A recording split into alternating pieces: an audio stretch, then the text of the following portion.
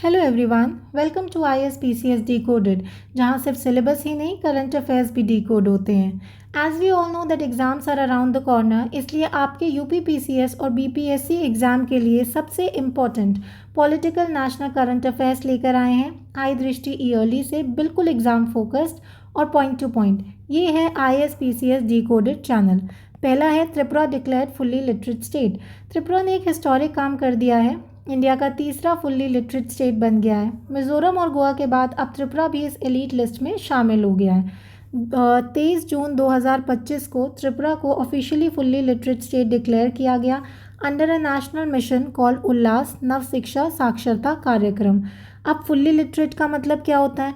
Fully literate का मतलब होता है कि 95% या उससे ज़्यादा adult population functional literacy achieve कर चुकी है। क्या अचीव कर चुकी है? Functional literacy. अब ये फंक्शनल लिटरेसी क्या होता है? इसका मतलब होता है कि बेसिक पढ़ाई लिखाई के साथ साथ लाइफ स्किल्स भी आनी चाहिए, जैसे कि फॉर्म फिल करना, मोबाइल चलाना, ऑनलाइन पेमेंट करना या बेसिक हेल्थ इंस्ट्रक्शंस पढ़ना। अब ये उल्लास क्या है? उल्लास का फुल फॉर्म है understanding life long learning for all in society. ये एक मॉडर्न अडल्ट एजुकेशन प्रोग्राम है। क्या है? एजुकेशन प्रोग्राम, जो उन लोगों को पढ़ना लिखना सिखाता है जो स्कूल मिस कर गए थे। त्रिपुरा अब इंडिया का थर्ड स्टेट बन गया है, गोवा और मिजोरम के बाद, जो फुल्ली लिटरेट डिक्लेयर हुआ है। उससे पहले 23 मई 2025 को गोवा के CM डॉक्टर प्रमोद सावंत ने ऑफिशियली डिक्लेयर किया था गोवा को fully functional literate, again under the Ullas scheme. अब फंक्शनल लिटरेसी हमने अभी देखा कि सिर्फ सिग्नेचर या अक्षर पहचानना नहीं, बल्कि रोज़मर्रा के काम खुद कर पाना using the reading and writing skills.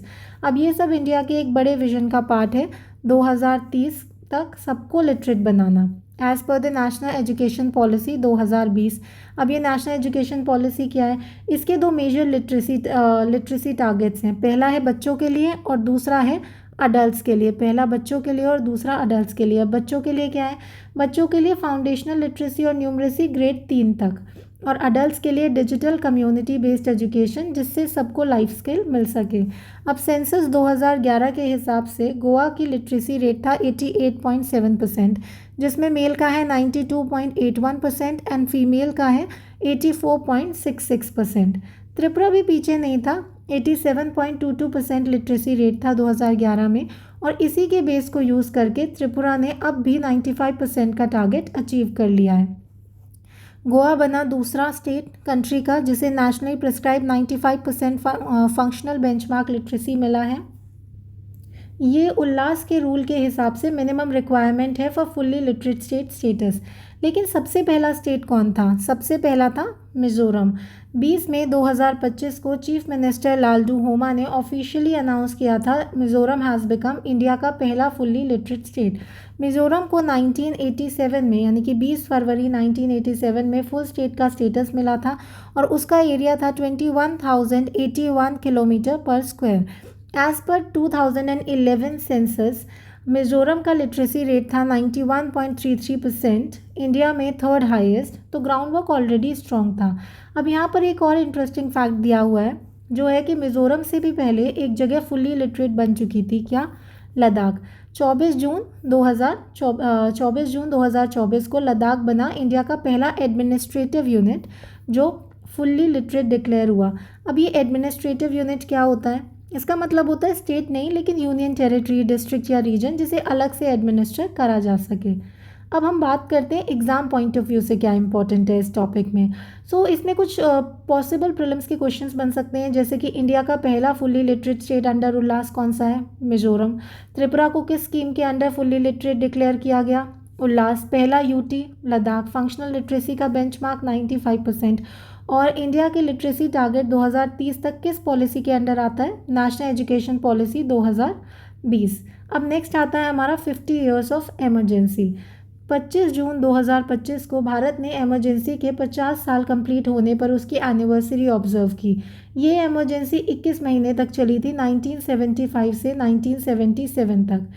अब ये एमरजेंसी होती क्या है? एमरजेंसी एक ऐसी सिचुएशन होती है जब देश के संविधान के कुछ बेसिक राइट्स सस्पेंड कर दिए जाते हैं और पावर सेंटर के पास चली जाती है, जिससे रूल ऑफ लॉ वीक हो जाता है। 12 जून 1975 को इलाहाबाद हाई कोर्ट ने इंदिरा गांधी वर्सेस श्री राज नारायण केस 1975 में उनकी यानी कि इंदिरा गांधी की 1971 इलेक्शन विक्ट्री को इनवैलिड कर दिया था, क्योंकि उसमें इलेक्शन में चीटिंग यानी कि मैल प्रैक्टिस का पाया गया। और इसी जजमेंट के बाद इंदिरा गांधी ने 25 जून 1975 को इमरजेंसी लगा दी। अब ये राजनारायण केस है क्या?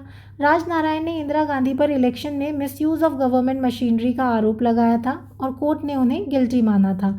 अब नेशनल इमरजेंसी क्या होती है? जब पूरे देश में लगती है और सेंटर को एब्सोल्यूट पावर मिल जाती है, जिससे पार्लियामेंट और जुडिशरी तक सस्पेंड हो जाती है। अब आर्टिकल 352 इसमें कुछ प्रोविजंस दिए हुए हैं। तो क्या है कि इसमें प्रेसिडेंट भारत में इमरजेंसी लगा सकता है जब सिक्योरिटी ऑफ इंडिया खतरे में हो। ये थ्रेट हो सकता है वॉर यानी कि युद्ध, एक्सटर्नल एग्रेशन यानी कि बाहरी हमला, और आर्म रिबेलियन यानी कि हथियारों के साथ आंदोलन। अब ये इंपॉर्टेंट कॉन्सेप्ट है। इसके अंडर सिर्फ नेशनल इमरजेंसी लगती है और प्रेसिडेंट डिसीजन लेते हैं पीएम और कैबिनेट के सजेशन पर। यहाँ पर काउंसिल ऑफ मिनिस्टर्स लिखा है जो एक मिस्टेक है, ये यहाँ पर कैबिनेट आएगा। लक्ष्मीकांत में भी कैबिनेट ही मेंशन है। पहले इसमें एक फ्रेज होता था इंटरनल डिस्टर्बेंस, जिसे मिसयूज़ किया गया इमरजेंसी डिक्लेयर करने में। कुछ अमेंडमेंट्स दिए हुए हैं यहाँ पर, amendments related to emergency provisions. पहला है 38th अमेंडमेंट एक्ट 1975। इसमें प्रेसिडेंट को ज़्यादा पावर दी ताकि वो इमरजेंसी लगा सके जब उन्हें लगे कि कोई इमिनेंट डेंजर यानी कि निकट भविष्य का खतरा है, चाहे अभी वॉर या एग्रेशन हुआ हो या ना हुआ हो। नेक्स्ट आता है हमारा 42nd अमेंडमेंट एक्ट 1976। इसके बाद प्रेसिडेंट इमरजेंसी को पूरी देश की जगह किसी एक रीजन तक सीमित कर सकता था। पहले इमरजेंसी लगती थी तो पूरे इंडिया पर लागू होती थी, लेकिन इस अमेंडमेंट के बाद टारगेटेड इमरजेंसी पॉसिबल हो गई। इसके बाद है 44th अमेंडमेंट एक्ट 1978। इसने इंटरनल डिस्टर्बेंस को हटाकर उसकी जगह आर्म रिबेलियन टर्म दिया ताकि फ्यूचर में मिसयूज़ ना हो, जैसे 1975 में हुआ था। ये एक प्रोटेक्टिव अमेंडमेंट था जो इमरजेंसी के मिसयूज़ को रोकने के लिए लगाया गया था। नेक्स्ट आता है हमारा संविधान हत्या दिवस। प्राइम मिनिस्टर नरेंद्र मोदी जी के नेतृत्व में सरकार ने डिसाइड किया कि 25 जून को हर साल संविधान हत्या दिवस मनाया जाएगा। संविधान हत्या दिवस का मतलब क्या है? ये एक सिंबॉलिक दिन है जहां लोगों को याद दिलाया जाता है कि 1975 में लोकतंत्र यानी कि डेमोक्रेसी और कॉन्स्टिट्यूशन के विरुद्ध एक्शन लिया गया था। 11 जुलाई 2024 को होम मिनिस्ट्री ने नोटिफिकेशन इशू किया जो 12 जुलाई को गैजेट ऑफ इंडिया में पब्लिश हुआ। अब ये गैजेट ऑफ इंडिया क्या होता है? ये सरकारी पत्रिका होती है जिसमें इंपॉर्टेंट लॉज नोटिफिकेशंस पब्लिश किए जाते हैं। और इसी तरह 25 जून को उन लोगों की याद में मनाया जाएगा जिन्होंने इमरजेंसी के दौरान तानाशाही के खिलाफ संघर्ष किया था। नेक्स्ट हमारा आता है ऑपरेशन सिंदूर। वैसे तो इसके बारे में मेजॉरिटी ऑफ द बच्चों को पता ही होगा, लेकिन थोड़ा सा डिटेल्स देख लेते हैं। सो ऑपरेशन सिंदूर हुआ 7 मई 2025 को, जिसमें भारत ने 9 टेरर इंफ्रास्ट्रक्चर कैंप्स को टारगेट किया। ये कैंप पाकिस्तान के पंजाब रीजन और Pakistan occupied Jammu and Kashmir region में लोकेटेड थे। अब ये पाकिस्तान ऑक्यूपाइड जम्मू एंड कश्मीर क्या होता है? जो हिस्सा पाकिस्तान ने 1947 के बाद इलीगल तरीके से ऑक्यूपाई किया था जम्मू एंड कश्मीर का, उसी को पाकिस्तान ऑक्यूपाइड जम्मू एंड कश्मीर कहा जाता है, यानी कि वो एरिया कश्मीर का जो पाकिस्तान ने इलीगल तरीके से ले लिया था। ठीक है। अब ये टेरर इंफ्रास्ट्रक्चर साइट्स क्या होती हैं? इसका मतलब होता है कि ऐसे training centres, weapon storage, planning rooms जहां आतंकवादी ग्रुप अपने ऑपरेशंस चलाते हैं। ये पूरा ऑपरेशन एक बड़ा रिटालिएशन था पहलगाम टेरर अटैक का, जो कि 22 अप्रैल 2025 को हुआ, जिसमें 25 भारतीय और एक नेपाली सिटीजन को हत्या कर दी गई। अब रिटालिएशन क्या होता है? रिटालिएशन का मतलब होता है कि जवाब में एक्शन लेना, स्पेशली डिफेंस या मिलिट्री में। इस घटना की जिम्मेदारी ली थी द रेजिस्टेंस फ्रंट ने, जो एक लश्कर-ए-तैयबा का लिंक्ड ग्रुप है। इंडिया ने इसके लिए पाकिस्तान को जिम्मेदार माना क्योंकि ये ग्रुप्स वहाँ से ऑपरेट करते हैं। अब ये लश्कर-ए-तैयबा क्या है? लश्कर-ए-तैयबा एक बैंड पाकिस्तानी टेरर ग्रुप है जिसे 26/11 मुंबई अटैक्स के लिए भी रिस्पॉन्सिबल माना गया। द रेजिस्टेंस फ्रंट ये एक नया नाम है, लेकिन काम पुराना लश्कर-ए-तैयबा जैसा ही करता है, often to escape the global terror watch list. अब हम आगे जाएं अगर, so wing commander Vyomika Singh, colonel Sofia Qureshi और फॉरेन सेक्रेटरी विक्रम मिश्री ने मिलकर भारत सरकार की तरफ से ऑफिशियली ब्रीफिंग दी इस ऑपरेशन के बारे में। अब ये ब्रीफिंग क्या होता है? ब्रीफिंग का मतलब होता है कि मीडिया या पब्लिक को ऑफिशियली अपडेट देना about a sensitive national issue. 9 locations target की गई थी पाकिस्तान और पाकिस्तान ऑक्यूपाइड कश्मीर में। कौन कौन सी हैं? मरकज़ सुबहान अल्लाह बहावलपुर, ये जैश ए मोहम्मद का हेडक्वार्टर है, एक ऐसा ग्रुप जो क्रॉस बॉर्डर टेरर एक्टिविटीज़ में इन्वॉल्व रहता है। ये एरिया उनका मेन ऑपरेशनल हब था, यहाँ प्लानिंग, रिक्रूटमेंट और स्ट्रैटेजी बनती हैं। दूसरा आता है मरकज़ तैयबा मुरिद के, ये लश्कर तैयबा का मेन बेस है जहाँ से बॉर्डर के पार अटैक्स प्लान किए जाते हैं। इंडिया के खिलाफ कई सारे बड़े अटैक्स का प्लानिंग यहीं से हुआ है। मेहमूना जोया सियालकोट, ये हिजबुल मुजाहिदीन का एक कैंप है जहाँ ट्रेनिंग और इक्विपमेंट सपोर्ट दिया जाता है मिलिटेंट्स को। नेक्स्ट है मरकज़ आले हादिद बरनाला, ये एक आइडियोलॉजिकल सेंटर था जहाँ यंग माइंड्स को यानी कि जवान बच्चों को रेडिकल आइडियोलॉजी से ब्रेन वॉश किया जाता था, लश्कर तैयबा से लिंक्ड। यहाँ पे एक वर्ड दिया है रिलीजियस इंडोक्ट्रिनेशन। इंडोक्ट्रिनेशन क्या होता है? जब किसी को कॉन्टीन्यूसली एक एक्सट्रीमिस्ट सोच में डाला जाता है तो हम उसको इंडोक्ट्रिनेशन कहते हैं। नेक्स्ट आता है सैयदना बिलाल कैंप मुजफ्फराबाद, ये जैश ए मोहम्मद का एक ट्रेनिंग कैंप था जहां मिलिटेंट्स को वेपन्स और टैक्टिक्स सिखाए जाते थे for cross border attack. Shawai Nallah camp Muzaffarabad, ये एक लश्कर तैयबा का ऑपरेशन सेंटर था जहां अटैक की प्लानिंग होती थी। मरकज़ रहील शाहिद कोटली, ये कोऑर्डिनेशन सेंटर था जहां से पूरे रीजन में टेररिस्ट एक्टिविटीज़ को मैनेज किया जाता था। मरकज़ अब्बास कोटली, ये एक सीक्रेट मीटिंग प्लेस यानी कि सेफ हाउस था जहां स्ट्रैटेजी बनाई जाती थी और आर्म्स लॉजिस्टिक मैनेज होते थे। And the last is Sarjal facility Tehra Kalan, ये वेपन और आईईडी बॉम्ब स्टोरेज यूनिट था जहां से टेररिस्ट ऑपरेशंस के लिए सामान सप्लाई होता था। अब पाकिस्तान की तरफ से काउंटर मूव आया 10 मई 2025 को। 10 मई 2025 को पाकिस्तान ने भी जवाब में एक ऑपरेशन लॉन्च किया जिसका नाम था ऑपरेशन बुनियान अल मरसूस, जिसमें उन्होंने इंडिया के मिलिट्री बेसिस को टारगेट किया। बुनियान अल मरसूस अरबिक ओरिजिन का नाम है, इसका एग्जैक्ट मतलब होता है सॉलिड स्ट्रक्चर, सिंबॉलिक यूज़ किया गया था इसका। अब 7 मई से 10 मई तक और उसके बीच में इंडिया ने रिपोर्ट किया कि मल्टीपल ड्रोन्स उसके एरिया में आए, स्पेशली जम्मू एंड कश्मीर, पंजाब, राजस्थान और गुजरात। यहाँ पर लिखा है ड्रोन इनकर्शंस, इसका मतलब क्या होता है? इसका मतलब होता है कि ड्रोन का illegal entry into the Indian air space, mainly for spying या अटैक करने के लिए। नेक्स्ट आता है हमारा 11 मई 2025। 11 मई 2025 को lieutenant general Rajiv Ghai, director general of the military operation यानी डीजीएमओ जो है, उन्होंने मीडिया को ऑफिशियली बताया कि ऑपरेशन सिंदूर में इंडियन आर्मी ने कैसे प्रिसीजन स्ट्राइक्स किए। अब प्रिसीजन स्ट्राइक्स क्या होता है? प्रिसीजन स्ट्राइक ऐसे स्ट्राइक्स जो बिना कोलेट्रल डैमेज के एकदम एग्जैक्ट टारगेट पे किए जाते हैं। डीजीएमओ क्या होता है? ये सीनियर आर्मी ऑफिशियल होते हैं जो पूरे मिलिट्री ऑपरेशंस को प्लान और मॉनिटर करता है। 10 मई 2025 को इंडिया और पाकिस्तान ने कंडीशनल सीज फायर पर एग्रीमेंट किया, यानी दोनों तरफ से फाइटिंग टेम्पररीली बंद करने का डिसीजन हुआ। ये सीज फायर अमेरिका के मीडिएशन यानी कि बीच बचाव के बाद पॉसिबल हुआ, जैसे कि यूएस प्रेसिडेंट डोनाल्ड ट्रंप ने क्लेम किया है। डोनाल्ड ट्रंप क्लेम कर रहा है लेकिन इंडिया इसको एक्सेप्ट नहीं कर रहा है। इसमें कुछ वर्ड्स आए जैसे कि सीज फायर मतलब समझौता जिसमें दो ऑपोजिंग आर्मीज लड़ाई बंद करती हैं टेम्पररीली। नेक्स्ट वर्ड आया इसमें मीडिएटेड। मीडिएटेड जब एक थर्ड पार्टी जैसे कि यूएस यहाँ पर दोनों तरफ के बीच समझौता कराता है। अब यहाँ पर कुछ इंडिया ने हाई प्रिसीजन वेपन्स यूज़ किए थे, उनके बारे में हम पढ़ेंगे। ये इंपॉर्टेंट है, ये प्रीलिम्स में डायरेक्ट क्वेश्चन आ सकता है। पहला है स्कैल्प मिसाइल, जिसे हम स्टॉर्म शैडो भी कहते हैं। ये एक यूरोपियन मेड क्रूज मिसाइल है, बनाया गया MBDA नाम की कंपनी के थ्रू। ये मिसाइल भारत के रफेल जेट से लॉन्च होती है और इसका रेंज है 500 किलोमीटर से ज़्यादा।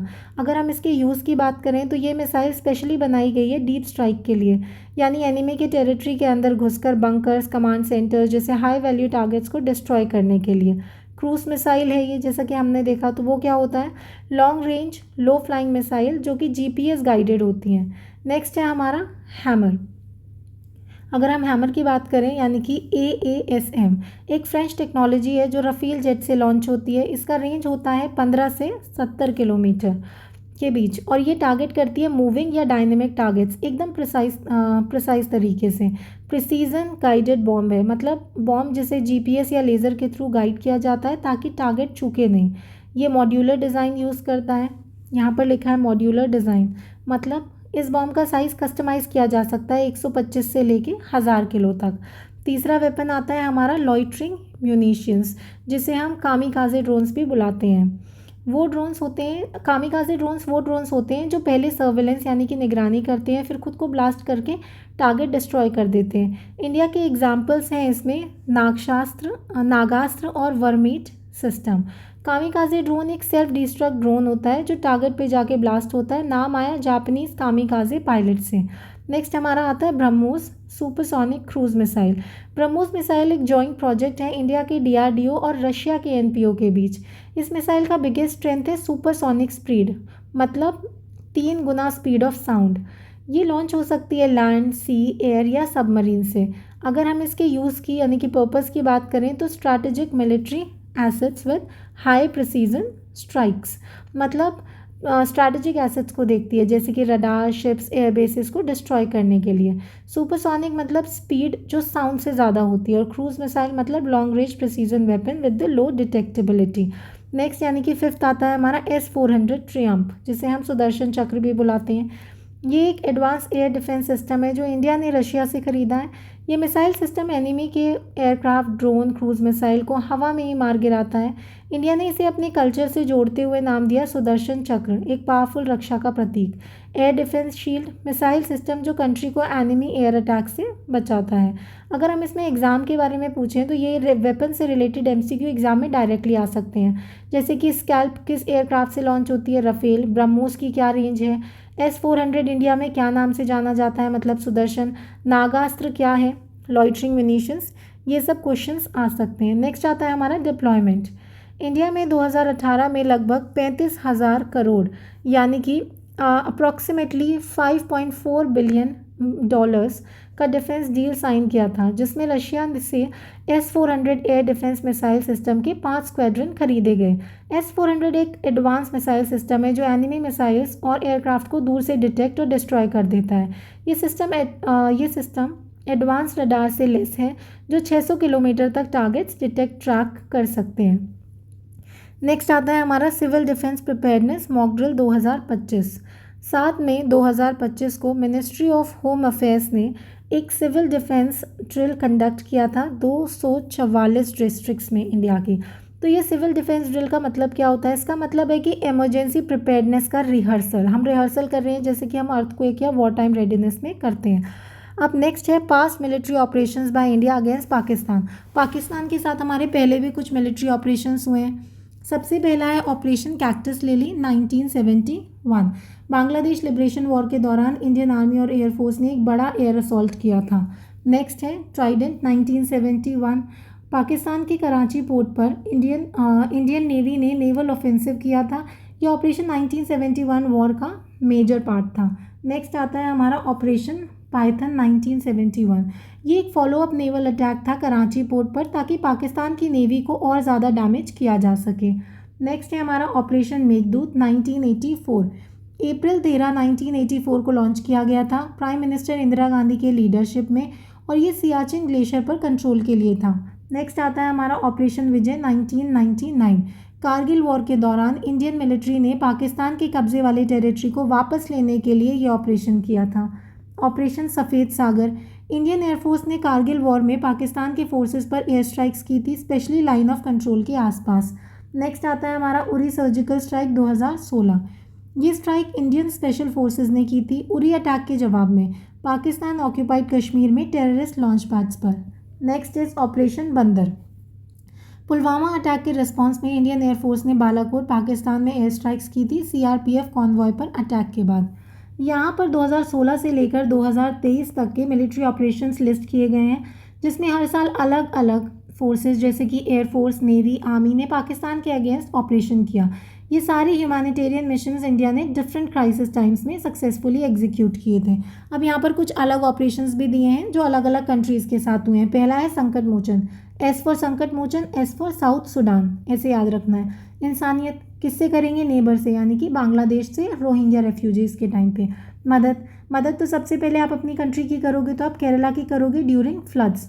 समुद्र सेतु कहाँ पे आएगा? नीचे से, यानी कि बाहर के देश से। तो बाहर से क्या आया था? Covid. Devi Shakti is Afghanistan. Ganga is related to Ukraine. और दोस्त कौन है हमारे? टर्की और Syria. Earthquake rescue operation. Next आता है हमारा इंडिया का 5 point action plan in response to Pahalgam attack. So पहला है इंडस वाटर ट्रीटी का सस्पेंशन, दूसरा है Attari Wagah border check post बंद करना, SAARC visa exemption scheme Pakistan के लिए रिवोक करना, पाकिस्तानी मिलिट्री एडवाइज़र्स को एक्सपेल करना और डिप्लोमेटिक स्टाफ का रिडक्शन करना। नेक्स्ट हमारा आता है Indus water treaty. Indus water treaty 1960 में पाकिस्तान के बीच वर्ल्ड बैंक की मदद से साइन हुई थी। इसके की फीचर्स थे कि जो ईस्टर्न रिवर्स है यानी कि रवि ब्यास सतलज वो इंडिया यूज़ करेगी और जो वेस्टर्न रिवर्स हैं इंडस झेलम चनाब वो हम पाकिस्तान को दे देंगे अनरेस्ट्रिक्टेड यूज़ के लिए। ये इंडस सिस्टम के 80% फ्लो का सोर्स है। This is very important, 80% flow का सोर्स है। किसने ब्रोकर किया था? वर्ल्ड बैंक ने इस ट्रीटी को ब्रोकर किया था और तब ये किस नाम से जाना जाता था? International bank for reconstruction and development. Treaty के अंदर एक क्लॉज है, नॉन सस्पेंशन क्लॉज। मतलब इसका मतलब ये है कि ट्रीटी वॉर के दौरान भी ऑपरेशनल रहेगी। और इंडिया ने पहली बार 1960 में, सबसे पहली बार, दिस इज़ वेरी इंपॉर्टेंट, आपको पता होना चाहिए कि इंडिया ने पहली बार 1960 के बाद इस ट्रीटी को सस्पेंड किया है। इसके पीछे का सोर्स क्या है? सोर्स है article 62 of the Vienna convention on laws of treaty. ये move Vienna convention on laws of treaty के आर्टिकल 62 के तहत लिया गया। ये आर्टिकल ये अलाउ करता है कि ट्रीटी सस्पेंशन अगर सर्कमस्टांसेस रेडिकली चेंज हो जाए, मतलब अगर आपको लगे कि अब वो सर्कमस्टांसेस नहीं हैं जो उस ट्रीटी के टाइम पर थे, तो आप उस ट्रीटी को एक्सपेल कर सकते हो, सस्पेंड कर सकते हो और कह सकते हो कि हम ऐसा कर रहे हैं क्योंकि आर्टिकल 62 ऑफ वियना कन्वेंशन ये बोलता है कि अगर अब सर्कमस्टांसेस चेंज हो जाए तो आप सस्पेंड कर दो। Next, this is also important, the Waqf amendment act 2025। Waqf amendment bill को लोकसभा ने 3 अप्रैल 2025 को पास किया था। वोटिंग में 288 मेंबर्स ने फेवर किया था और 232 ने अगेंस्ट किया था। हाउस ने द मुसलमान वक्फ रिपील बिल 2024 भी पास किया था। बाद में प्रेसिडेंट ने असेंट दे दिया और बिल एक्ट बन गया। अब सबसे पहला सवाल ये आता है कि वक्फ है क्या? वक्फ एक इस्लामी कानूनी कॉन्सेप्ट होता है जिसमें कोई मुस्लिम अपनी प्रॉपर्टी परमानेंटली डोनेट करता है रिलीजियस, सोशल या चैरिटेबल पर्पस के लिए। इसका मेन रोल होता है कि कम्युनिटी की हेल्प करना, जैसे कि education, health care, spiritual life, religious services वगैरह में। एक बार वक्फ बन गई प्रॉपर्टी, ना बेची जा सकती है, ना ही ना ही हम इसको बेच सकते हैं, ना ही ट्रांसफ़र कर सकते हैं, गिफ्ट, इनहेरिट या मॉर्गेज, कुछ भी हम इसे नहीं कर सकते हैं। नेक्स्ट आता है हमारा वाकिफ़।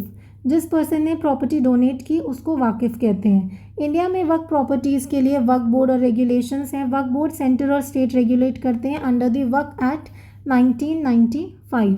अगर हम इसकी कहाँ आता है? ये कंकरेंट लिस्ट में आता है। कौन सी एंट्री? एंट्री 28। कंकरेंट लिस्ट क्या होती है? ऐसी लिस्ट जिसमें सेंटर और स्टेट दोनों को पावर होती है। नेक्स्ट आता है हमारा timeline of the Waqf amendment bill. सबसे पहले 9 अगस्त 2024 को बिल पार्लियामेंट में गया और जॉइंट कमेटी को इसको भेजा गया। कमेटी में 31 मेंबर थे, 21 लोकसभा से और 10 राज्यसभा से। रिपोर्ट सबमिट की गई 31 जनवरी 2025 को लोकसभा में। अगर हम हाइलाइट्स की बात करें एकदम सिंपल पॉइंट्स में, तो सबसे पहला है कि new identity of the act, यानी कि एक्ट का नया नाम। अब इसका नाम होगा unified Waqf management empowerment and development act 2025।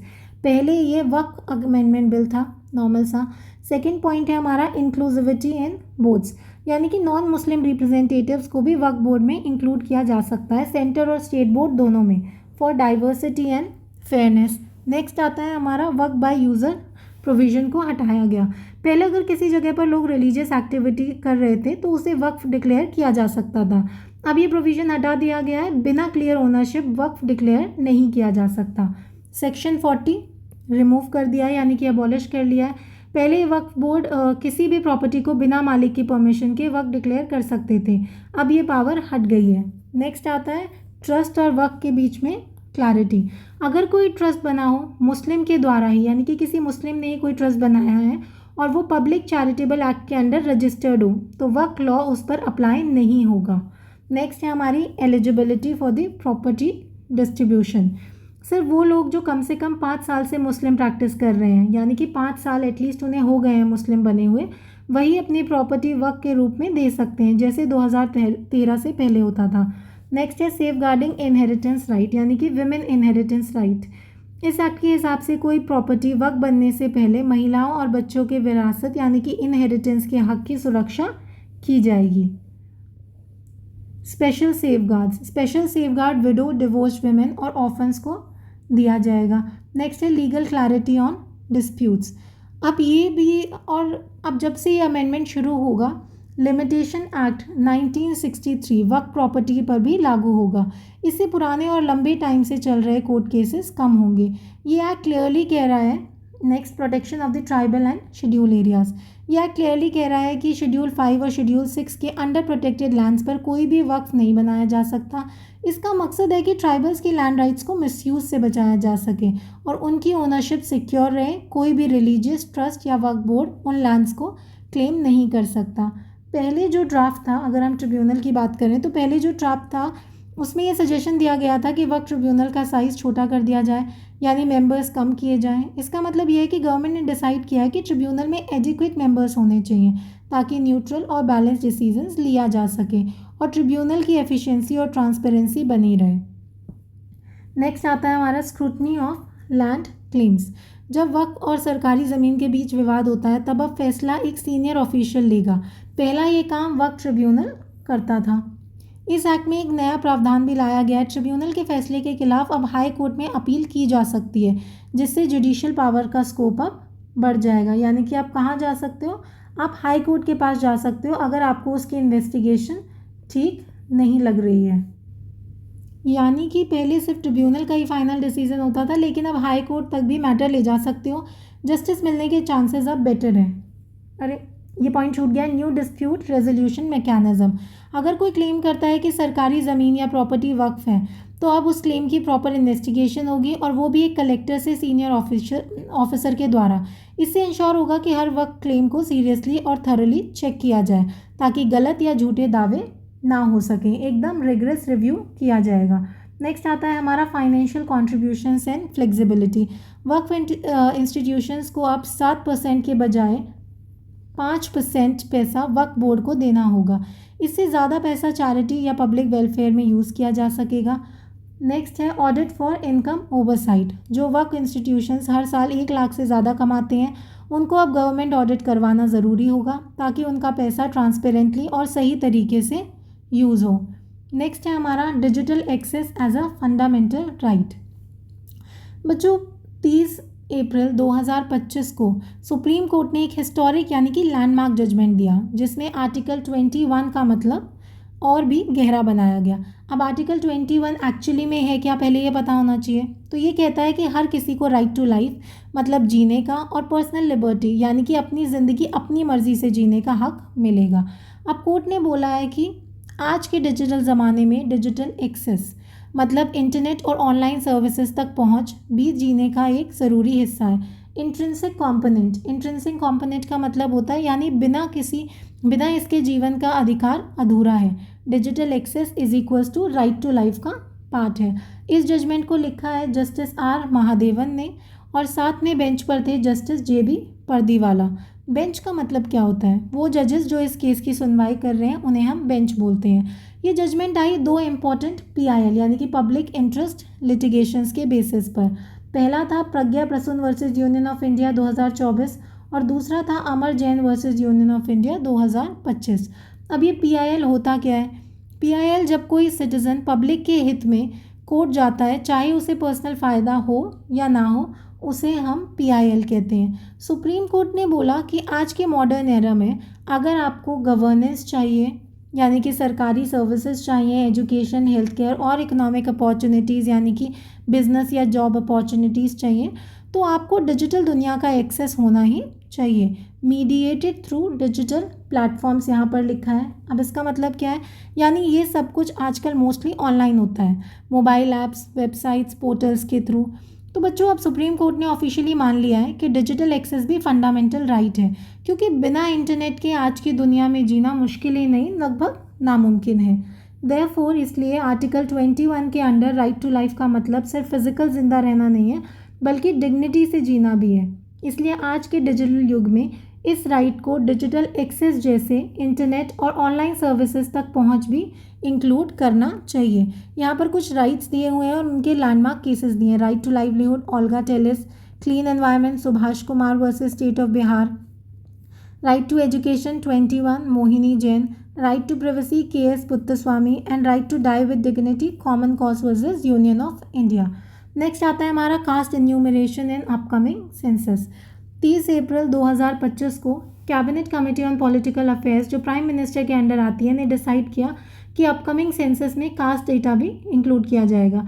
इस डिसीजन का एम है कि ओबीसी पॉपुलेशन का सही डेटा मिलना जो फ्यूचर पॉलिसीज़ बनाने में हेल्प करेगा। अगर हम इसके हिस्टोरिकल कॉन्टेक्स्ट को देखें तो आखिरी बार यानी कि लास्ट जो डेटा कलेक्शन हुआ था, आखिरी बार कास्ट का फुल डेटा 1931 सेंसस में कलेक्ट किया गया था। 1941 सेंसस में भी कास्ट डेटा कलेक्ट हुआ था, लेकिन वर्ल्ड वॉर 2 के वजह से वो पब्लिश नहीं हो पाया।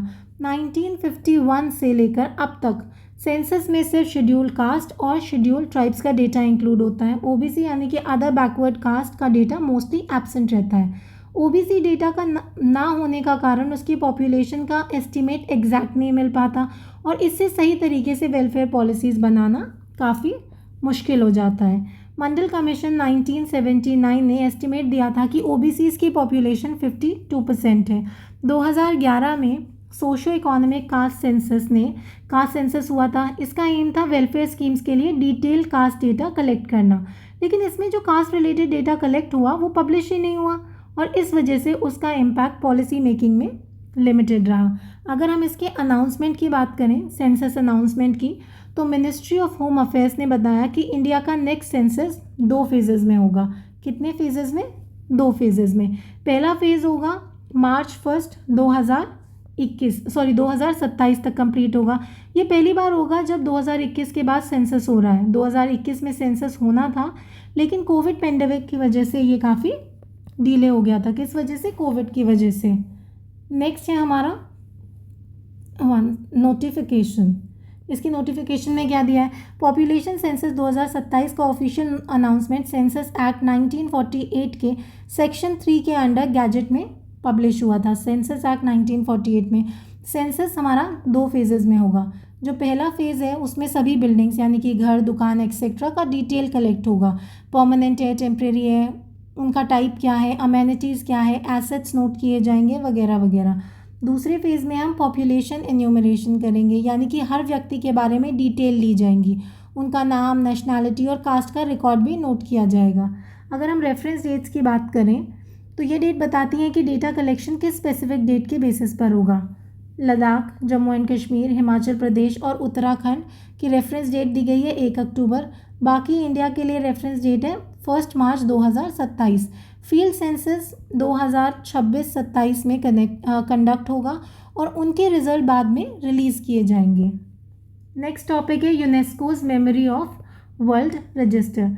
17 अप्रैल 2027 को भगवद गीता और भारत के नाट्यशास्त्र के मैन्यूस्क्रिप्ट को UNESCO memory of world register में इंक्लूड किया गया। किस किस को किया गया?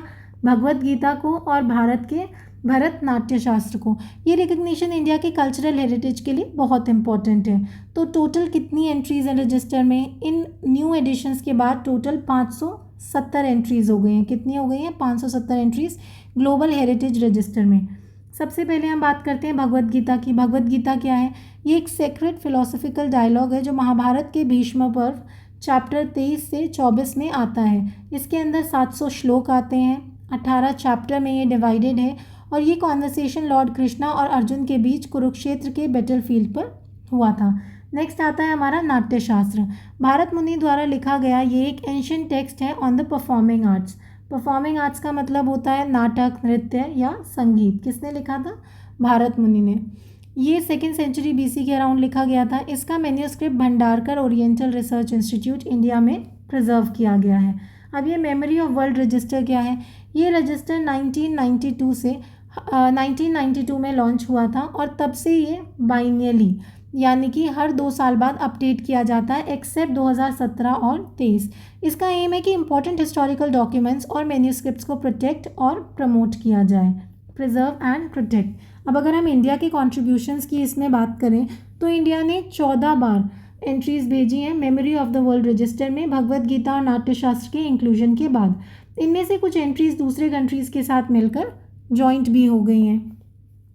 अगर हम इंडिया की फेमस एंट्रीज़ में क्या क्या शामिल है वो देखें तो पहला है ऋग्वेद, 2007 में इंक्लूड किया गया था। फिर शैवाइट फिलोसोफर अभिनव गुप्ता का वर्क 2023 में ऐड हुआ। नॉन अलाइनमेंट मूवमेंट समिट के archives Belgrade 1961 added in 2023। Then Dutch East India company के आर्काइव 2003 में इंक्लूड हुए थे। नेक्स्ट हमारा आता है Delhi legislative assembly elections 2025। New CM Rekha Gupta. Rekha Gupta ने 9 चीफ मिनिस्टर के रूप में 20 फरवरी 2025 को दिल्ली की शपथ ली। उसके साथ 6 और मिनिस्टर्स ने भी वहाँ पर शपथ ली थी। उन अदर इम्पॉर्टेंट लीडर्स की अगर हम बात करें तो परवेश साहिब सिंह वर्मा, ये क्या बने, ये डेप्यूटी सीएम के रूप में इन्होंने ओथ ली। रेखा गुप्ता बनी दिल्ली की 4th चीफ मिनिस्टर। क्या बनी? 4th chief minister of Delhi. ठीक है। बाकी की और विमेन चीफ मिनिस्टर्स कौन थी? पहली थी सुषमा स्वराज 12 अक्टूबर से 1998 से 1999। फिर थी शीला दीक्षित और फिर थी आतिशी मरलेना। आतिशी अब लीडर ऑफ ऑपोजिशन है दिल्ली की असेंबली में। कौन है लीडर ऑफ ऑपोजिशन? आतिशी हैं। इलेक्शन के डिटेल्स की अगर हम बात करें तो इलेक्शन की डेट थी 5 फरवरी 2025। काउंटिंग और रिजल्ट की अगर हम बात करें तो वो है 8 फरवरी 2025। अगर हम सीट्स की बात करें तो सीट है 70 मेंबर्स इलेक्ट हुए थे लेजिस्लेटिव असेंबली में। कितने मेंबर्स इलेक्ट हुए थे? 70, यानी कि ऑल 70। अगर हम वोटिंग स्टेटस की बात करें तो टर्नआउट था 60.54% लोगों ने वोट डाला। 94.5 लाख पीपल, यानी कि विमेन वोटर्स इसमें से कितनी थी? 72.37 लाख, जिसमें से 60.92 ने वोट किया। मेन वोट कितना था? 60.21। अगर हम इसके रिजल्ट के समरी की बात करें तो बीजेपी ने 48 सीट जीतकर मेजॉरिटी बनाई पहली बार 1998 के बाद। ये पहली जीत नहीं है, 1998 के बाद इनकी पहली जीत है। आप जो 2020 में 62 सीट्स जीती थी, अब वो सिर्फ 22 सीट्स पर रह गई और कांग्रेस फिर से एक भी सीट नहीं जीत पाई। सिर्फ 6.34% उसका वोट शेयर मिला। नेक्स्ट आते हैं हमारे यहाँ पर assembly elections of Haryana and Jammu and Kashmir. पहले बात करते हैं हम जम्मू कश्मीर की। तो 16 अक्टूबर 2024 को उमर अब्दुल्ला बने जम्मू एंड कश्मीर के चीफ मिनिस्टर नेशनल कॉन्फ्रेंस के, और सुरेंद्र कुमार चौधरी जो कि जम्मू कश्मीर रीजन से ही हैं वो बने डिप्यूटी सीएम। अगर हम इलेक्शंस की बात करें तो इलेक्शंस कब हुए? इलेक्शंस हुए हमारे 8 अक्टूबर को। कब हुए हमारे इलेक्शंस? 8 अक्टूबर 2024 को डिक्लेयर हुए।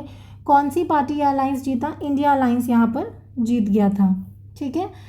यहाँ पर इंडिया अलायंस ने मेजॉरिटी ली। अगर हम सीट्स की बात करें तो इंडिया अलायंस के पास थी 42 सीट्स, इनके पास 42 थी। और अगर बीजेपी की बात करें तो इनके पास थी 29 सीट्स।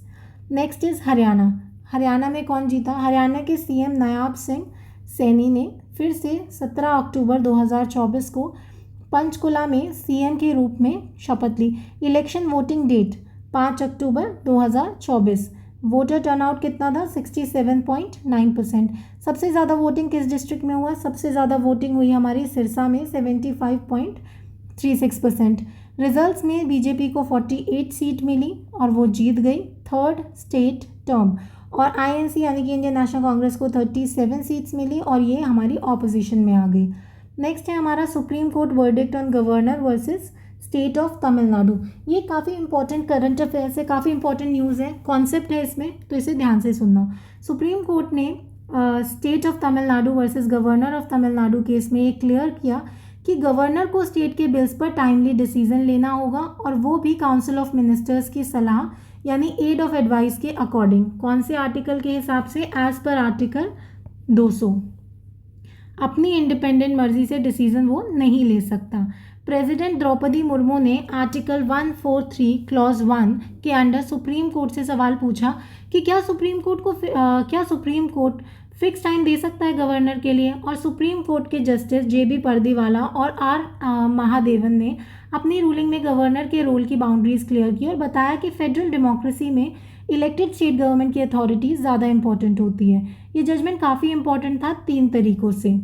फर्स्टली, सुप्रीम कोर्ट ने क्लियर गाइडलाइंस दी कि गवर्नर को कब और कैसे बिल को पास करना चाहिए, या फिर प्रेसिडेंट को रेफ़र करना चाहिए। देन सेकेंडली सुप्रीम कोर्ट ने आर्टिकल 142 के यूज़ करके बोला कि गवर्नर ने अगर बिल पास नहीं किया तो वो लॉ नहीं बनेगा। और तीसरा, कोर्ट ने प्रेसिडेंट को ये पावर दी कि अगर कोई बिल गवर्नर ने प्रेसिडेंट को पास भेजा है तो उस पर फैसला लिया जाए। नेक्स्ट आता है हमारा ग्यूबरनेटोरियल अथॉरिटी। ये उन पावर्स और रिस्पॉन्सिबिलिटीज़ को दिखाता है जो गवर्नर को मिलती है स्टेट के हेड के रूप में। अगर कभी पूछे ये क्या होता है, किससे रिलेटेड है, तो गवर्नर से रिलेटेड है। इंडिया में गवर्नर कॉन्स्टिट्यूशनल हेड होता है जबकि चीफ मिनिस्टर रियल एग्जीक्यूटिव होता है। तमिलनाडु गवर्नमेंट ने सुप्रीम कोर्ट को 31 अक्टूबर 2023 को अप्रोच किया था क्योंकि गवर्नर ने बिल्स और प्रपोजल्स को अप्रूव करने में डिले कर दिया था। 2020 से 23 के 12 बिल्स गवर्नर के पास पेंडिंग रहे, वो भी बिना किसी एक्शन के। वो काफ़ी ज़्यादा अमाउंट हो गया, 12 बिल्स इन्होंने पेंडिंग कर लिए। अगर हम कॉन्स्टिट्यूशन के पावर्स की बात करें तो आर्टिकल 200 के अंडर जब स्टेट लेजिस्लेचर दोनों हाउसेज अगर बाईकैमरल है, बिल पास करती है तो गवर्नर के पास बिल भेजा जाता है। अब गवर्नर के पास उसके पास कौन कौन से ऑप्शंस होते हैं? पहला ऑप्शन होता है टू गिव दी एसेंट, यानी गवर्नर बिल को पास कर सकता है और वो लॉ बन जाता है। दूसरा है withhold assent, governor bill को रिजेक्ट कर सकता है। और तीसरा है return for reconsideration, governor bill को दोबारा सोचने के लिए वापस भेज सकता है। लेकिन अगर बिल फिर से वापस आता है तो गवर्नर को एसेंट देना ज़रूरी हो जाता है। और चौथा ऑप्शन होता है रिजर्व फॉर प्रेसिडेंट, अगर बिल हाई कोर्ट के पावर्स या कॉन्स्टिट्यूशन से रिलेटेड है तो गवर्नर उसे प्रेसिडेंट के पास भेज सकता है। अब उसके बाद प्रेसिडेंट का क्या रोल होता है? As per article 201 president bill को पास, रिजेक्ट या विद होल्ड यानी कि वापस भेज सकता है, मनी बिल्स को छोड़ के। लेजिस्लेचर को 6 महीने के अंदर फिर से उस बिल पर डिसीजन लेना पड़ता है। नेक्स्ट आता है नो डिफाइंड टाइम लिमिट, मतलब कॉन्स्टिट्यूशन में गवर्नर या प्रेसिडेंट के लिए कोई फिक्स टाइम लिमिट नहीं है बिल पर एक्शन लेने के लिए, और इस वजह से डिले और लीगल कन्फ्यूजन हो जाता है। अगर हम की हाइलाइट्स की बात करें तो सुप्रीम कोर्ट ने बोला कि कॉन्स्टिट्यूशन गवर्नर को एब्सोल्यूट या पॉकेट विटो पावर बिल्कुल भी नहीं देता है। गवर्नर किसी बिल को इनडेफिनेटली डिले नहीं कर सकता है। गवर्नर को बिल्स पर स्टेट कैबिनेट की सलाह से एक्शन लेना होगा उसके अकॉर्डिंग, लेकिन उसकी एड एंड एडवाइस के अकॉर्डिंग, अपनी मर्जी से नहीं ले सकता, उसकी सलाह से लेता है। अगर लेजिस्लेचर फिर से बिल पास करता है चाहे चेंजेस के साथ या बिना चेंजेस के, तो गवर्नर को एसेंट देना होगा। अगर कोई बिल दोबारा से आ जाए, पास किया गया हो, तो गवर्नर उसे प्रेसिडेंट के पास रिजर्व नहीं भेज सकता। सुप्रीम कोर्ट ने पहली बार गवर्नर्स के डिसीजन के लिए टाइम लिमिट फिक्स की है, डिटेल टाइम लिमिट्स दिए हैं। क्या दिए हैं? पहला, जब बिल गवर्नर को काउंसिल ऑफ मिनिस्टर्स के कहने पर भेजा जाता है तो गवर्नर को 1 महीने के अंदर उसमें एक्शन लेना होगा, विद इन 1 मंथ लेना होगा। ऐसे केसेस में जहां यूनियन लॉ या हाई कोर्ट के पावर्स इन्वॉल्व हैं, यूनियन लॉ है, इंटरेस्ट है, हाई कोर्ट के पावर्स हैं, गवर्नर बिल को प्रेसिडेंट के पास रेफर कर सकता है, चाहे असेंट देना हो, रिटर्न करना हो या रेफर करना हो। सभी सिचुएशंस में 1 महीने का टाइम लिमिट लगेगा। Next is refusal to the assent, यानी कि रिटर्निंग द बिल। अगर गवर्नर असेंट देने से मना करता है और काउंसिल ऑफ मिनिस्टर्स से सहमत नहीं है, गवर्नर काउंसिल ऑफ मिनिस्टर से सहमत नहीं है, मान लो डिसएग्री करता है और वो उसको असेंट भी नहीं देता है, तो बिल को वापस लेजिस्लेचर को भेजना होगा विद प्रॉपर एक्सप्लेनेशन, रीजन के साथ। सुप्रीम कोर्ट ने इस प्रोसेस के लिए 3 महीने का मैक्सिमम टाइम दिया है। इसके लिए 1 महीना नहीं है, 3 महीना है, इसके लिए 3 महीने का टाइम है। Next is referral to the president against state's advice. अगर गवर्नर अपने डिस्क्रिशन से आर्टिकल 200 के अंडर बिल को प्रेसिडेंट के पास भेजना चाहता है, चाहे काउंसिल ऑफ मिनिस्टर अपोज करें, तो ये काम जल्दी से करना होगा और 3 महीने के अंदर करना चाहिए। क्यों? क्योंकि यहाँ पर 3 महीने का टाइम लिमिट उन्होंने दिया है। अगर गवर्नर डिले करता है तो जुडिशियल रिव्यू हो सकता है और मैटर कोर्ट में भी चैलेंज हो सकता है। Bills repassed by the assembly after reconsideration. अगर गवर्नर ने वापस बिल भेजा था रिकन्सिडरेशन के लिए और लेजिस्लेचर ने दोबारा पास कर दिया तो गवर्नर असेंट देने के लिए कॉन्स्टिट्यूशनली बाउंड हो जाता है। नेक्स्ट है कि अगर गवर्नर 1 महीने के अंदर एक्शन नहीं लेता तो कंटेम्प्ट ऑफ कोर्ट माना जाएगा और जुडिशरी ऐसे डिलेज को क्लोजली मॉनिटर करेगी। Invocation of article 142।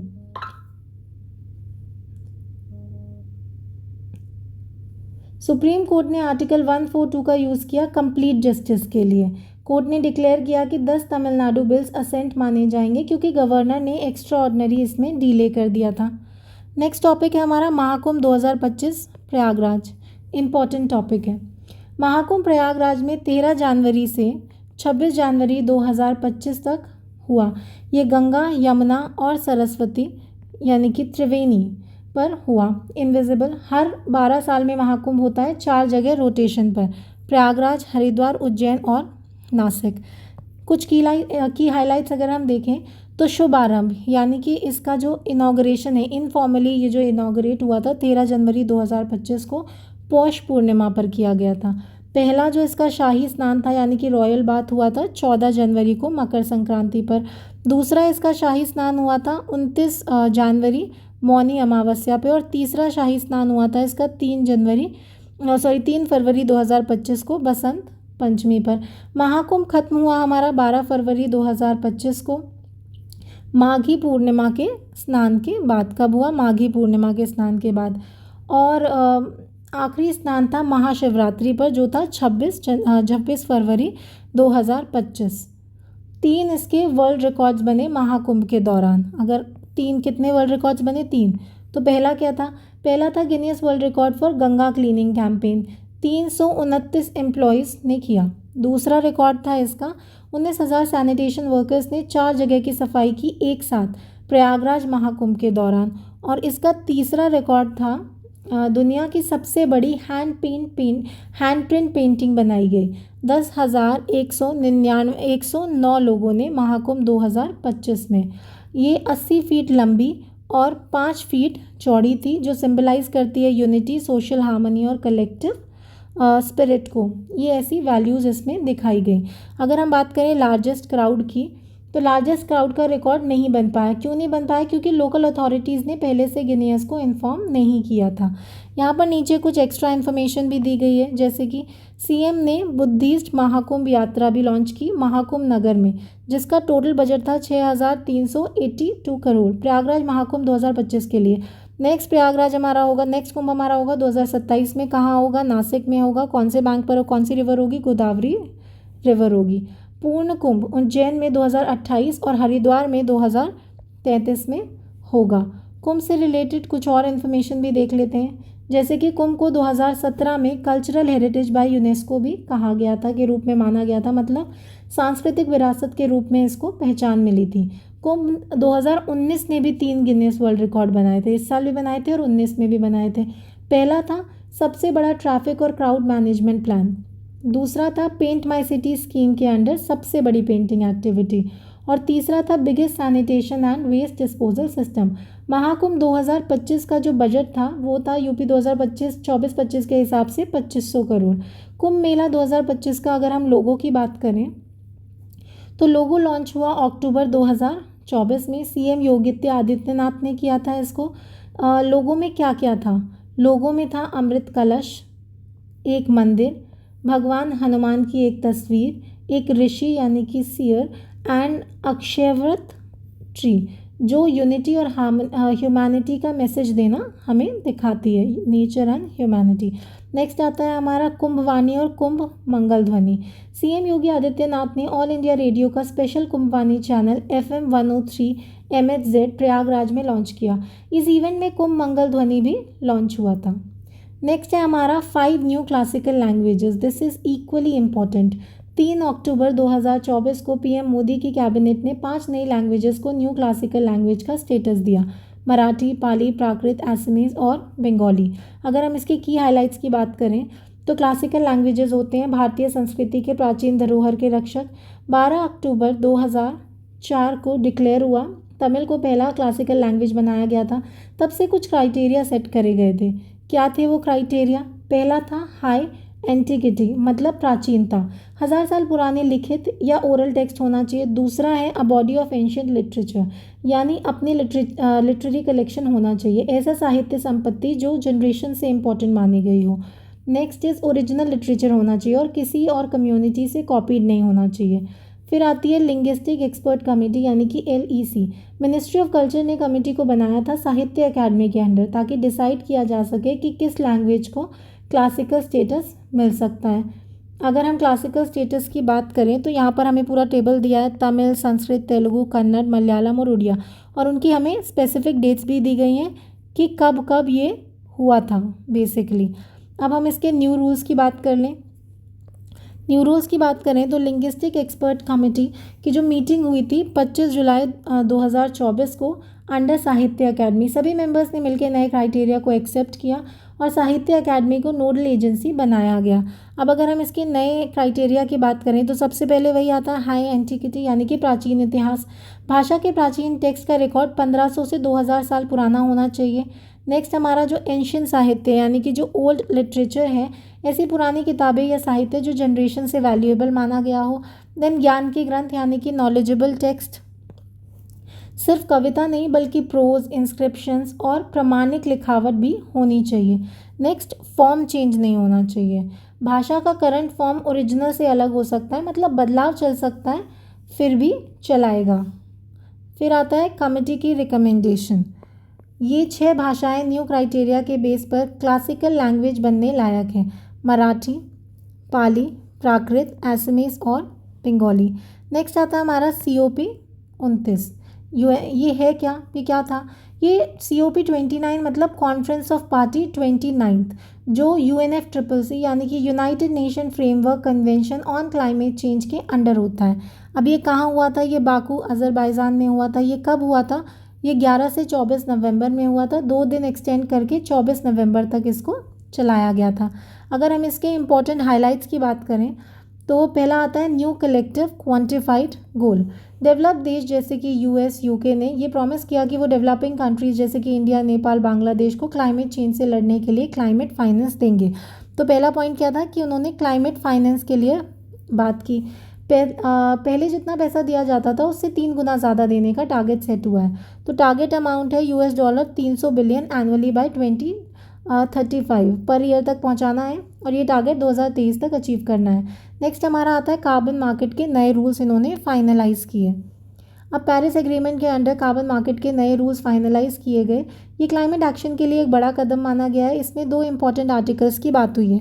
पहला है 6.2 carbon credit trading between the countries, यानी कि 2 अलग अलग कंट्रीज़ आपस में कार्बन क्रेडिट को एक्सचेंज यानी कि ट्रेड यानी कि खरीद बेच कर सकती हैं। ये बायलेटरल यानी कि 2 देशों के बीच एग्रीमेंट होता है। इसका फ़ायदा क्या है? कंट्री अपने टारगेट्स मीट करने के लिए एक दूसरे से कोऑपरेशन कर सकती है। फ्लेक्सिबिलिटी मिलती है बेसिकली एमिशन रिडक्शन करने में। नेक्स्ट आता है हमारा article 6.4 global carbon trading system. एक ग्लोबल कार्बन ट्रेडिंग सिस्टम बनाया गया है जो यूनाइटेड नेशंस मैनेज करेगा। इस सिस्टम का नाम है पेरिस एग्रीमेंट क्रेडिटिंग मैकेनिज्म। इसका काम होगा कार्बन एमिशंस को एक्यूरेटली मेजर करना, ट्रेडिंग को ट्रांसपेरेंट बनाना, किसी भी फ्रॉड या चीटिंग को रोकना और अकाउंटेबिलिटी इंश्योर करना। नेक्स्ट आता है डिक्लेरेशन ऑन रिड्यूसिंग मीथेन।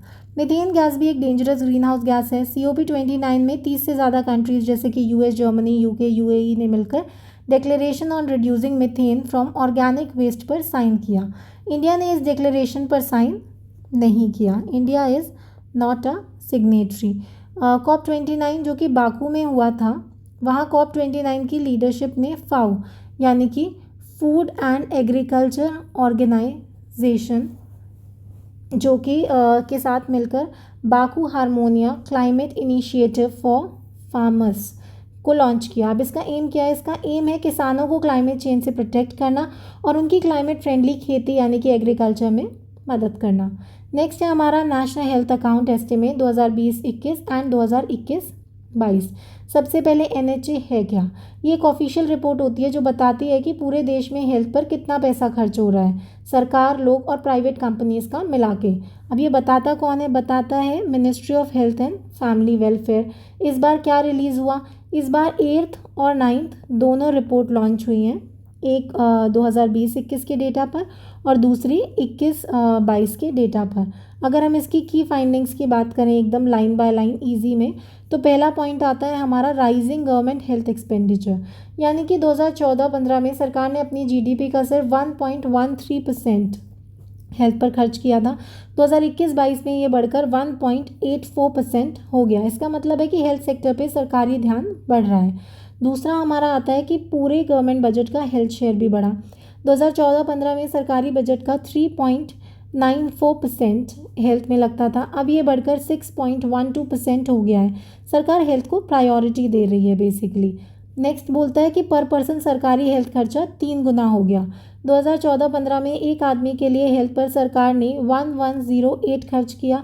2021-22 में ये बढ़कर 3169 हो गया, 3 गुना बढ़ गया है और ये काफ़ी पॉजिटिव बात है। नेक्स्ट आता है कि सिर्फ एक साल में 16.6% बढ़ गया हमारा हेल्थ का बजट। 2019-20 से 20-21 के बीच सरकार का हेल्थ पे खर्चा 16.66% बढ़ गया। ये कोविड पीरियड का असर भी माना जा सकता है, बिकॉज कोविड में हेल्थ पर एक्सपेंडिचर काफ़ी हुआ था। नेक्स्ट है कि लोगों का अपने पॉकेट से हेल्थ पे खर्चा कम हो गया। 2014-15 में लोग अपने पॉकेट से 62.6% हेल्थ पे खर्चा करते थे। 21-22 में ये सिर्फ 39.4% रह गया। ये सबसे अच्छी बात है क्योंकि लोगों पर फाइनेंशियल बर्डन कम हो रहा है। नेक्स्ट है सोशल सिक्योरिटी से हेल्थ फंडिंग बढ़ रही है। पहले हमारा सिर्फ 5.7% हेल्थ पर खर्चा होता था सोशल सिक्योरिटी स्कीम से। 2021-22 में 8.7% हो गया। पेंशन इंश्योरेंस स्कीम्स का रोल बढ़ता जा रहा है। इंडिया का टोटल हेल्थ खर्चा कितना था? 2020-21 में टोटल हेल्थ था 739,327 करोड़। ठीक है, अब ये जीडीपी का 3.73% है। पर पर्सन हेल्थ स्पेंडिंग 5436 हो गई है। Daily service versus infrastructure spending, total health के खर्चे पर 89.73 गया डेली हेल्थ सर्विसेज में, यानी कि करंट हेल्थ एक्सपेंडिचर, और सिर्फ 10.2% गया हॉस्पिटल इंफ्रास्ट्रक्चर बनाने में, यानी कि कैपिटल एक्सपेंडिचर में। इसका मतलब क्या है? इसका मतलब है कि ज़्यादा पैसा ट्रीटमेंट में जा रहा है और इंफ्रास्ट्रक्चर में कम जा रहा है। सो गवर्नमेंट का ओवरऑल हेल्थ खर्चा कितना है? 2021-22 में सरकार ने 3.16 लाख करोड़ हेल्थ पर खर्चा करा था, जो कि जीडीपी का 1.60% था। पर पर्सन 2328 सरकारी हेल्थ का सपोर्ट मिला। नेक्स्ट है हमारा लेडी जस्टिस स्टैचू।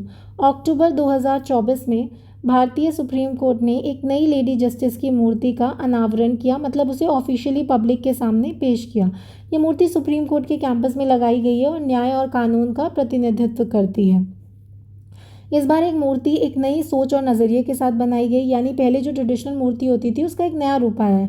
इसे कहते हैं री इमेजिनिंग। हमने क्या किया है? इसे री इमेजिन किया है, मतलब पुरानी छवि को नए तरीके से सोचना। टिपिकली पहले वाली जो लेडी जस्टिस की मूर्ति है अक्सर एक औरत होती थी जिसकी आंखों पर पट्टी बंधी होती है, यानी कि ब्लाइंड फोल्डेड होती थी। एक हाथ में उसके तराजू यानी कि स्केल्स हुआ करते थे और दूसरे हाथ में उसके स्वॉर्ड यानी कि तलवार हुआ करती थी। ब्लाइंड फोल्ड का मतलब होता है कि जस्टिस इम्पार्शियल है, यानी कि न्याय अंधा होता है, जाति धर्म पैसा या पहचान नहीं देखता। स्केल्स का मतलब होता है कि सबूत और साक्ष्यों का तोलन, प्रूफ को बैलेंस करके न्याय दिया जाता है। और स्वर्ड का मतलब होता है कि सख्त और तेज़ी से इंसाफ देना, यानी कि कानून की दृढ़ता को दिखाता है। अब ये छवि blindfolded lady justice with scales and sword दुनिया भर में लीगल सिस्टम का एक सिंबल बन चुकी है। इस इमेज को देखकर लोग तुरंत कानून, न्याय और जुडिशरी के बारे में सोचने लगते हैं। ये एक यूनिवर्सल आइडेंटिटी बन गई, यूनिवर्सल लीगल आइडेंटिटी बन चुकी है। इस नए लेडी जस्टिस के स्टैचू में आंखों पर पट्टी यानी कि ब्लाइंड फोल्ड को हटा दिया गया है, रिमूव कर दिया गया है। ये बताता है कि न्याय यानी कि जस्टिस अब अंधा नहीं है, बल्कि सोच विचार से, रीज़न और समझदारी से चलता है। ब्लाइंड फोल्ड पहले का सिंबल था कि जस्टिस किसी को भी बिना पार्शियलिटी के देखे देखता। अब इससे हटा दिया गया है टू शो कि justice must be aware and reasoned. इस न्याय मूर्ति में तलवार की जगह भारत के संविधान को पकड़ा दिया गया है। ये बताता है कि अब न्याय का आधार संविधान है, ना कि दंड यानी कि पनिशमेंट। स्वर्ड जो है वो ओल्ड सिंबल था पावर और पनिशमेंट का, और जो कॉन्स्टिट्यूशन है वो supreme law of the land है, जो गाइड करता है कि सभी डिसीजंस को। फिर नेक्स्ट आता है कि इसका मतलब ये है कि भारतीय कानून का बेस संविधान के प्रिंसिपल्स पर है, ना कि बदले यानी कि रिवेंज के ऊपर है। इसमें एक वर्ड दिया हुआ है हमें, रेट्रीब्यूशन। रेट्रीब्यूशन का मतलब है बदला लेना, पर अब न्याय का मकसद बदला नहीं, संवैधानिक इंसाफ है। इस बार स्टैचू को साड़ी पहनाई गई है, साड़ी पहनी है उसने इंस्टेड ऑफ द ट्रेडिशनल रोब। रोब क्या होता है? पुरानी अंग्रेजी स्टाइल वाली जस्टिस की यूनिफॉर्म होती है। पहले वाली विदेशी रोब यानी कि जुडिशियल गाउन की जगह अब हम साड़ी पहना रहे हैं। साड़ी यहाँ भारतीयता का प्रतिनिधित्व करती है। ये दिखाता है कि हम कॉलोनियल यानी कि अंग्रेज़ी जो राज है उसके प्रभावों से बाहर आ रहे हैं। जैसे अब न्याय भारतीय कानून ला रहे हैं आईपीसी और सीआरपीसी की जगह, अब उनको बदला जा रहा है न्यू भारतीय न्याय संहिता से। स्टैचू का जो राइट हैंड है उसमें जो स्केल्स हैं अब भी हैं जैसे कि पहले होते थे। ठीक है। स्केल्स ऑफ जस्टिस यानी कि फेयरनेस, दोनों तरफ की बातों को बराबर तोलना। तराजू अब भी ये बताता है कि हर केस में दोनों तरफ की बात सुनना और फैक्ट्स को ध्यान से तोलना ज़रूरी है, तभी सही फैसला यानी कि वर्डिक्ट दिया जाएगा। वर्डिक्ट क्या होता है? वर्डिक्ट का मतलब होता है final decision of the court. तो बच्चों, नए भारत में जस्टिस अब अंधी नहीं, समझदार है। तलवार की जगह संविधान हाथों में है। साड़ी पहने लेडी जस्टिस अब अंग्रेजी रूप में नहीं, भारतीय रूप में है। और न्याय का तराजू अब भी वही, हर फैक्ट को बराबर तोलता हुआ।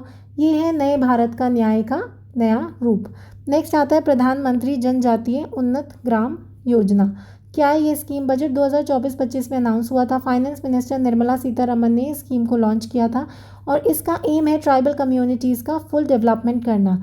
अब सबसे इम्पॉर्टेंट बात कि किसको क्या मिलेगा।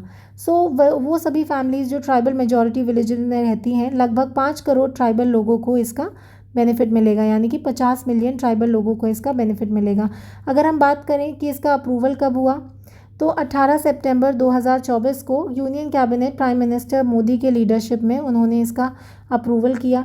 कितना पैसा दिया गया? 79156 करोड़ का बजट है इसका, जिसमें कि सेंटर का शेयर है 56 प्लस और स्टेट का है 22 प्लस करोड़। स्कीम का कवरेज कितना है, यानी कि कितनी जगहों पर है? 549 डिस्ट्रिक्ट्स, 2740 ब्लॉक्स। कितने स्टेट में? 30 स्टेट्स और यूनियन टेरिटरीज़ में, जहाँ ट्राइबल पॉपुलेशन ज़्यादा है। तो कौन काम करेगा? 17 मिनिस्ट्रीज़ मिलकर इम्प्लीमेंट करेंगी। टोटल 25 प्रोग्राम्स चलेंगे। टूरिज़्म मिनिस्ट्री का एक स्पेशल प्लान भी है इसमें। 1000 ट्राइबल होम स्टेज प्रमोट होंगे अंडर स्वदेश दर्शन स्कीम। नाम चेंज कब हुआ?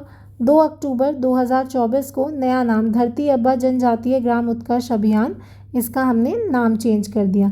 अगर हम इसे बॉक्स को देखें तो इसमें ऑफिशियल नाम दिया गया है, लॉन्च दिया गया है कि कब हुआ था?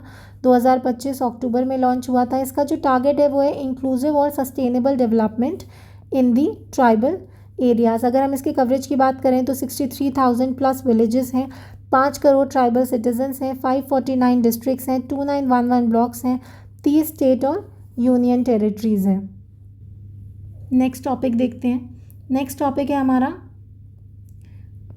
PM Svanidhi scheme. ये वही है जो हमने पहले पढ़ा था कि स्पेशल एम्फेसिस दिया गया है ट्राइबल कम्युनिटी पर, ब्रिज करने की कोशिश करी है क्रिटिकल डेवलपमेंट को। 25 मिनिस्ट्रीज इंटरवेंशंस हैं, 17 लाइन मिनिस्ट्रीज़ हैं, वही सेम है।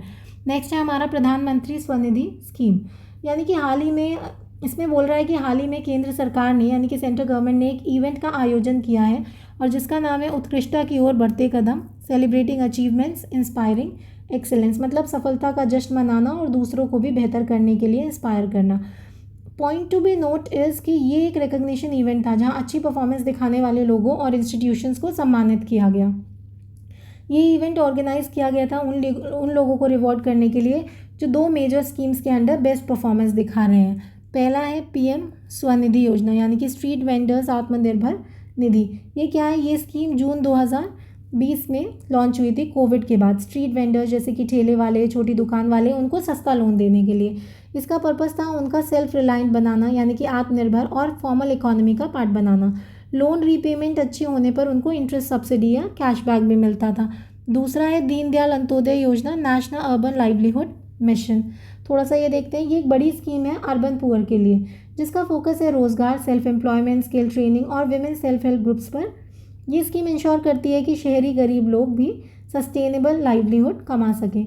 दोनों स्कीम का गोल है गरीब लोगों को इकोनॉमिक एम्पावरमेंट देना और इन्हीं के बेस्ट परफॉर्मर्स को इस इवेंट में फैसिलिटेट किया गया। इंपॉर्टेंट फैक्ट ये है कि ये इवेंट 18 जुलाई 2024 को ऑर्गेनाइज किया गया था। यूपीपीसीएस बीपीएससी एग्जाम्स में डेट बेस्ड फैक्चुअल एमसीक्यूज आ सकते हैं, तो आप नोट कर लो 18 जुलाई। इवेंट ऑर्गेनाइज करा था हमारा ministry of housing and urban affairs ने। ये मिनिस्ट्री हैंडल करती है अर्बन स्कीम्स जैसे कि पीएम आवास, स्मार्ट सिटीज़, अमृत और ऑफकोर्स पीएम स्वनिधि और डे NULM। सो याद रखो, ministry of housing and urban affair is the nodal ministry for the urban poor related livelihood initiatives. तो अब हम हाईलाइट्स देख लेते हैं थोड़ा सा कि कौन कौन फर्स्ट आया है, वो पता होना चाहिए, पूछ लेते हैं। तो पहली कैटेगरी है हमारी best performing states loan performance में। तो लार्ज स्टेट्स में मध्य प्रदेश है, स्मॉल में लद्दाख है, हिली में असम है और आउटस्टैंडिंग परफॉर्मेंस में महाराष्ट्र है। दूसरी कैटेगरी आती है इनोवेशन एंड बेस्ट प्रैक्टिसेस की, इसमें भी मध्य प्रदेश फर्स्ट आया है। नेक्स्ट आती है हमारी अर्बन लोकल बॉडीज़ के लोन परफॉर्मेंस की, तो इसमें दो कैटेगरीज है, मेगा सिटीज़ यानी कि जिनकी पॉपुलेशन 10 लाख से ज़्यादा है, और मेजर सिटीज़ जिनकी पॉपुलेशन 1 से 10 लाख तक की है। सो मेगा में दिल्ली जीता है और मेजर में मध्य प्रदेश, यानी कि जहाँ भी ऑप्शन में मध्य प्रदेश हो आप लगा दो बिना सोचे समझे। अब अगर हम अर्बन लोकल बॉडीज़ की जो है अचीवमेंट की बात करें स्वनिधि से समृद्धि की, तो मेगा सिटीज़ में वाराणसी जीता है यूपी का, और मेजर में झांसी जीता है यूपी का। यूपी पीसीएस दे रहे हो तो ये बहुत इंपॉर्टेंट हो जाती है बिकॉज इसमें दोनों में ही यूपी जीता है। नेक्स्ट हम चलते हैं लोकसभा इलेक्शंस 2024 की तरफ। तो पीएम मोदी की थर्ड बार शपथ हुई। 9 जून 2024 को राष्ट्रपति भवन में नरेंद्र मोदी जी ने अपने थर्ड टर्म के लिए प्राइम मिनिस्टर के रूप में शपथ ली।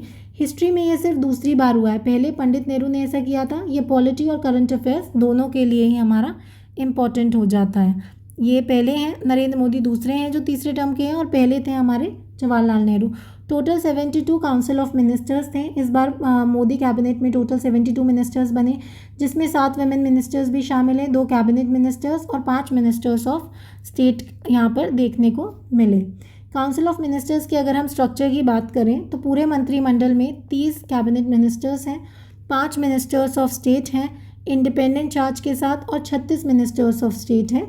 और ख़ास बात यह है कि 11 मिनिस्टर्स एनडीए के अलायंस से भी आए हैं। ये कोलिशन पॉलिटिक्स का परफेक्ट एग्जाम्पल है।